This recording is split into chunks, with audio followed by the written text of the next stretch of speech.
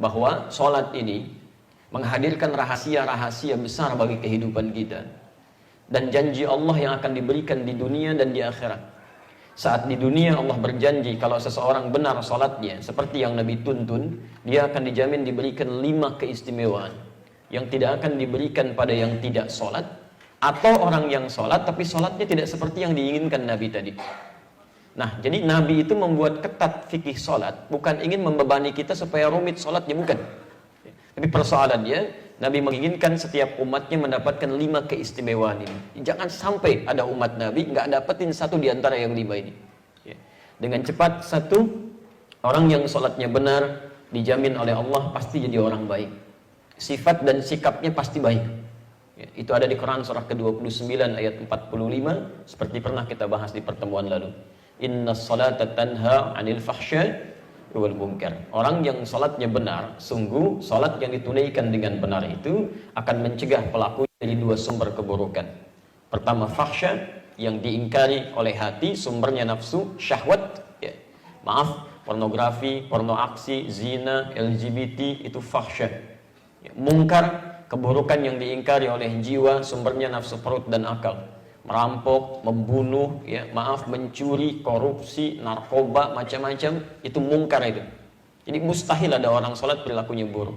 Jadi, Nabi menginginkan setiap orang sholat harus jadi orang baik.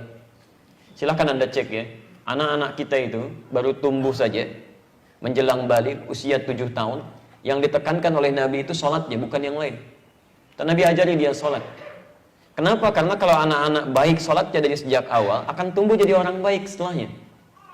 Saya ingin sampaikan pesan nih, agak unik sekarang ya. Kalau dulu orang fokus pada sholat nih, sekarang saya agak bingung, anak-anak TK udah diajarin manasik gitu kan. Insya Allah, fokus dulu pada sholatnya gitu kan. Tidak salah memang, cuman fokus pada yang utama gitu. Sholat pada belum baik, masuk ke masjid langkahnya sudah salah, diajarin manasik gitu kan. Tapi memang tidak keliru, tidak, cuma ada prioritas yang harus kemudian jadi patokan di situ. Tapi yang kedua, orang yang sholatnya benar, itu hatinya cenderung tenang.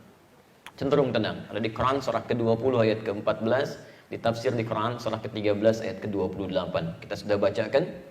Wa aqimis sholata lidzikri, tunaikan salat sebagai zikir kepada saya, kata Allah. Ditafsir di Quran surah Ar-Ra'd ayat ke-28, ala bidzikrillah tatma'innul qulub. Jika benar zikirnya kepada Allah, salatnya benar, maka dampaknya ke hati pasti tenang. Kalau hati Anda sudah tenang, dihadapkan pada masalah apapun akan biasa saja. Yang besar jadi ringan, yang ringan seakan tidak ada masalah gitu.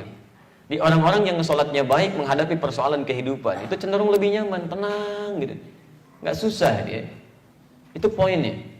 Yang ketiga, orang kalau sholatnya benar, dijamin langsung oleh Quran, seperti pernah kita bahas kemarin, ya, Allah akan jamin kemudahan hidupnya, bahkan rezekinya. Itu ada di Quran surah ke-65, ayat 2-3, ditafsir di Al-Baqarah di ayat yang sama 2-3. Wa may yattaqillaha yaj'al lahu makhrajan wa yarzuqhu min haitsu la yahtasib. Siapa yang bisa meningkatkan takwanya kepada Allah Subhanahu wa taala, takwanya tingkatkan, yaj'al lahu makhrajan. Kami berikan jalan keluar, solusi dari setiap persoalan yang ia alami. Tolong garis bawahi lagi ya, sering kita lupa ini.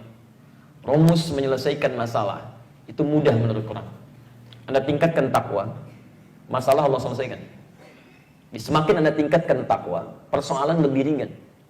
Orang-orang yang terus meningkatkan takwanya kepada Allah, maka akan diringankan kehidupannya oleh Allah. Bukan gak punya masalah, Bu ya. Sama, dia punya masalah.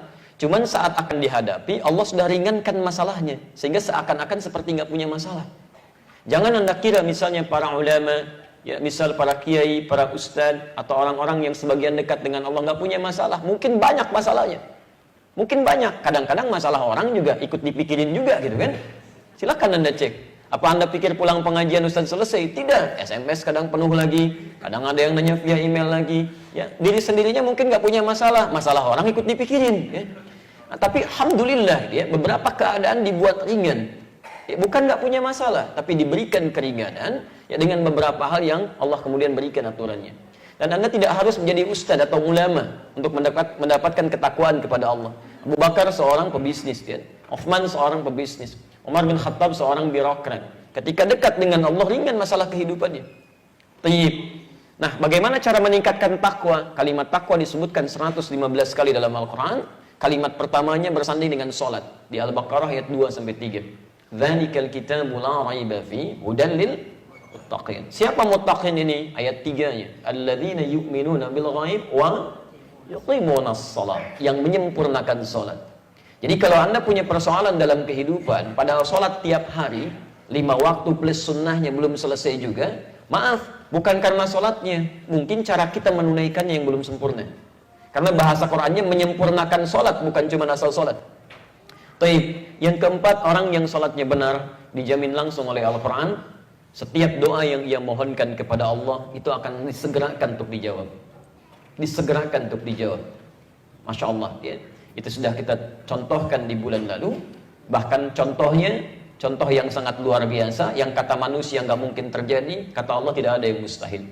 Itu contoh di Quran surah ketiga Ali Imran ayat 38-39. Posisi paling kanan sebelah atas di pojok, ya, yang sudah berumah tangga puluhan tahun, sudah sepuh, rambutnya sudah memutih, fisiknya sudah letih, istrinya maaf divonis menopause dan mandul, kata dokter nggak mungkin nih, ya, ada keturunan, tapi apa yang terjadi? Teruskan aja ya.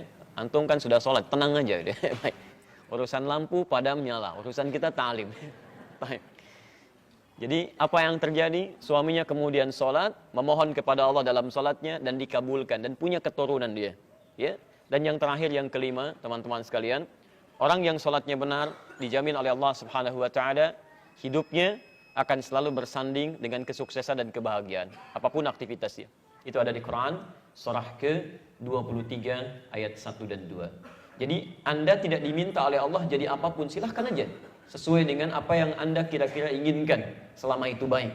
Yang penting kaidah Qurannya soleh, ya, menjaga aturan Allah, dekat dengan Allah. Quran surah ke-7 ayat 189. Anda mau jadi pembisnis, silahkan pembisnis yang soleh. Anda jadi diplomat, silahkan diplomat yang soleh. Anda mau jadi tentara, polisi, silahkan tentara polisi yang soleh. Ya, Anda mau jadi apapun silahkan sepanjang Allah ridha, itu soleh. Nah, dijamin oleh Quran, jika benar salat Anda khusyuk ditunaikan, maka semua profesi Anda akan dibimbing oleh Allah mencapai puncak kesuksesan terbaik dan bahagia hidupnya. Ya, dalilnya Quran surah ke-23 ayat 1 dan 2. Qad aflahal mu'minun. Orang yang imannya benar pasti akan mencapai kesuksesan dan kebahagiaan dalam setiap aktivitas hidupnya. Apa ciri pertamanya? Ayat 2-nya. Alladzina hum fi salatihim khashi'un.